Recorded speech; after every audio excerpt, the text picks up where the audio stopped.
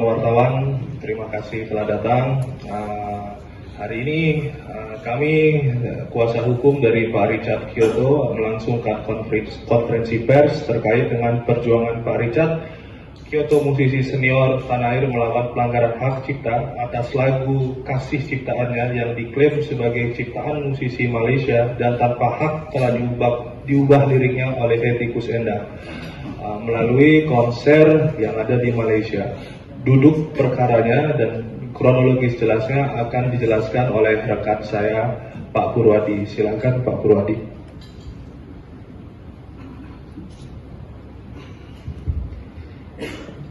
Assalamualaikum warahmatullahi wabarakatuh. Alhamdulillahirrahmanirrahim. Saya ucapkan terima kasih kepada teman-teman wartawan dari media apapun juga. Nah, pada kesempatan siang hari ini, tanggal 16 Juli 2028, kami tim 2024, kami tim hukum dari ESP Law Firm yang ditunjuk oleh Pak Richard untuk menangani perkara pelanggaran hak cipta yang mana diduga pelakunya adalah Ibu Hetty Koes Endang dan pihak-pihak terkait. Namun sebelum saya ke pokok perkara, izinkan saya memperkenalkan diri. Nama saya Purwadi, sebelah saya Tony, ini Gilang, Fatir, yang paling ujung Talail, dan ini Pak Richard Kyoto. Nah, saya sendiri namanya Purwadi. Nah, baik, rekan-rekan wartawan. Kasus pelanggaran hak cipta ini bermula dari konser yang dilaksanakan di Malaysia yang diberi nama konser Satu Suara, yaitu sekitar tahun 2015. Nah, dalam konser tersebut penyanyi Ibu Hetty Koes Endang ini menyanyikan lagu yang berjudul Kasih, ya. Penciptanya Pak Richard Kyoto. Lagu berdasarkan prinsip deklaratif telah dipublis pada tahun 1986. Penyanyi pertamanya Ermi Kulit, ya. Kemudian Hetty Koes Endang sendiri pada tahun 90 menyanyikan lagu tersebut dengan versi keroncong. Nah, kembali ke konser yang di Malaysia pada tahun 2015, bahwa Hetty Koes Endang ini diduga telah sengaja menyanyikan lagu berjudul Kasih tersebut itu tanpa izin dari pencipta. Nah, itu suatu pelanggaran hukum dalam undang-undang hak cipta, ya. Jadi setelah kami pelajari, kami cermati dari konser tersebut, kita mendapatkan 4 hal penting, yaitu pelanggaran hukumnya. Yang pertama, Hetty Koes Endang menyanyikan lagu yang berjudul Kasih tersebut itu tidak ada izin dari pencipta. Kemudian yang kedua, mengubah sebagian syair atau lirik lagu tersebut. Kira-kira di bagian, mungkin nanti bisa diputar lagunya, ya. Jadi yang dirubah itu, kalau syair aslinya adalah kasih percayalah kepada diriku, hidup matiku hanyalah untukmu. Kemudian diubah menjadi kasih percayalah kepada diriku, kasih sayangku hanyalah untukmu.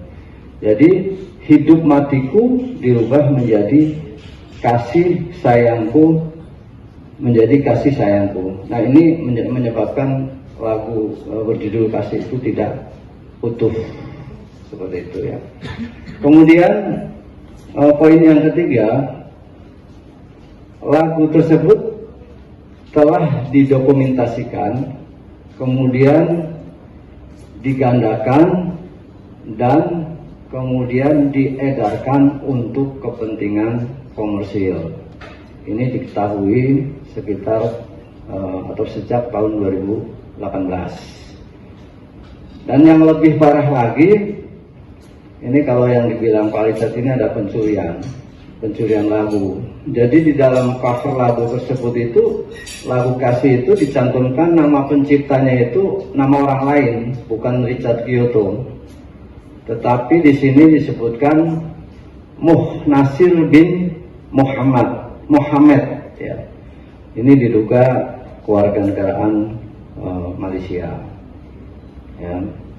Kemudian atas permasalahan tersebut, klien kami Pak Richard sangat keberatan dan kemudian menunjuk kami untuk melakukan upaya-upaya hukum, tindakan hukum, dan kami sudah melakukan somasi sebanyak 3 kali.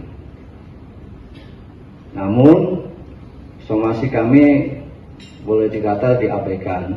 Jadi dari pihak Hetty tidak ada respon yang positif, tidak ada etikat baik untuk menyelesaikan permasalahan pelanggaran hak cipta ini secara musyawarah kekeluargaan.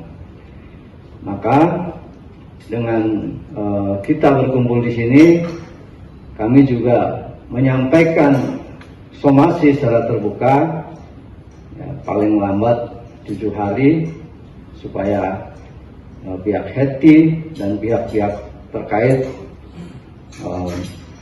segera dapat mempertanggungjawabkan perbuatan secara hukum. Nah, kalau kita bicara pelanggaran hukum, ada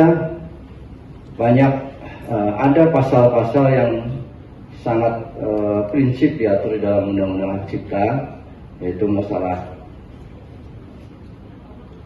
kalau kita lihat di dalam pasal 9 ya, saya bacakan ayat 1 bahwa pencipta atau pemegang cipta sebagaimana dimaksud dalam pasal 8 memiliki hak ekonomi untuk melakukan penerbitan ciptaan, penggandaan ciptaan dalam segala bentuknya, penerjemahan ciptaan, dan yang huruf D ini pengadaptasian, pengaransemenan, pentransformasian ciptaan.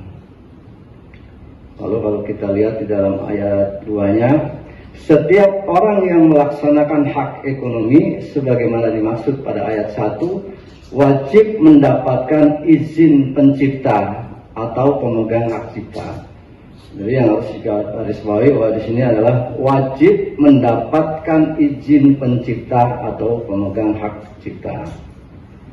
Kemudian yang ayat 3, setiap orang yang tanpa izin pencipta lagu atau pemegang hak cipta dilarang melakukan penggandaan dan atau penggunaan secara komersil ciptaan. Nah, pasal ini kemudian dikaitkan dengan pasal 113 ayat 2. Setiap orang yang dengan tanpa hak atau tanpa izin pencipta atau pemegang hak cipta melakukan pelanggaran ekonomi pencipta sebagaimana dimaksud dalam pasal 9 ayat 1 huruf C, huruf D, huruf F, dan huruf H untuk penggunaan secara komersial dipidana sebagaimana pidana penjara paling lama 3 tahun dan atau pidana denda paling banyak 500 juta rupiah. Jadi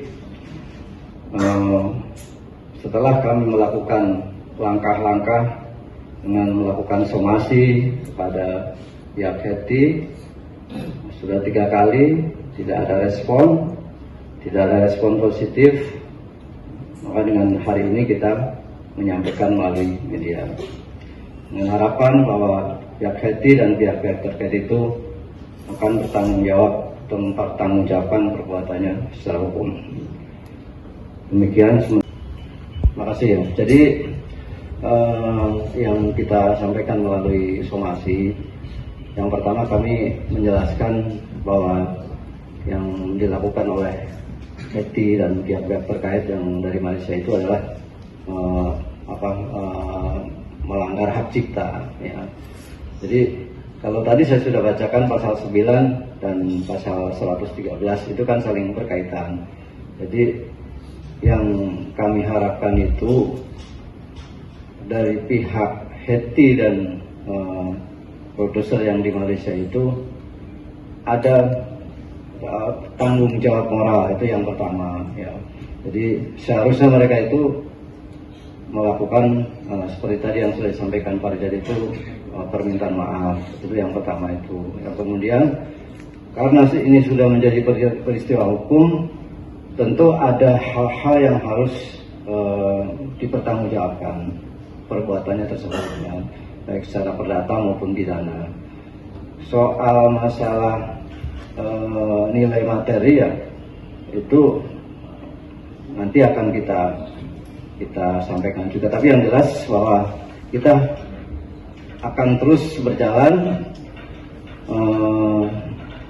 melakukan proses hukum baik secara pidana maupun perdata. Kira-kira itu. Bang, somasi dilayangkan buat Hetty Pesantren aja atau mungkin termasuk pihak Universal Malaysia dan juga Datuk Sri Malaysia ya? Terima kasih. Sementara yang kita sampaikan somasi baru Hetty Kusinda, dan tidak untuk kemungkinan pihak Malaysia akan kita somasi juga. Bang, mau nanya ini Bang, Bang Richard sendiri kan berteman sama pencipta lagu juga. Kasus kayak gini banyak gak sih sebenarnya? Karena kan di sini kan ada mechanical right yang dilanggar, performing right, hak moral, banyak banget. Kasus-kasus kayak gini banyak gak sih dialami pencipta lagu? Ini agak di luar konteks, tapi saya jawab banyak banget. Bisa disebutin nggak biar aku tahu? Oh, diantaranya adalah menguploadkan YouTube tanpa izin, kemudian lagu-lagu yang sudah lebih 25 tahun di tangan produser masih diedarkan lagi, banyak sekali. Jadi kalau dibuka ya banyak lawyer-lawyer yang akan capek menangani hal ini.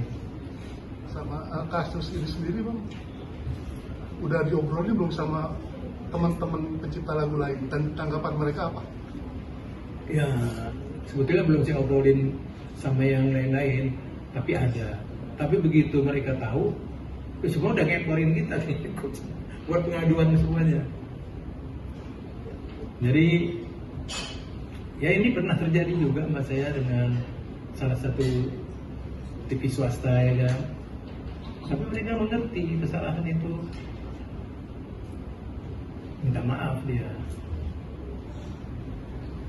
Ya maaf zaman sekarang lah ya. Karena dia kan menghasilkan uang begitu upload YouTube kan, berapapun besarnya ada kompensasinya, banyak sekali. Ya mungkin televisi itu rata-rata maka pelanggaran terjadi, dia tidak pernah tahu siapa sebetulnya penulis lagu-lagu itu. Ya dia selalu sebut aja dia.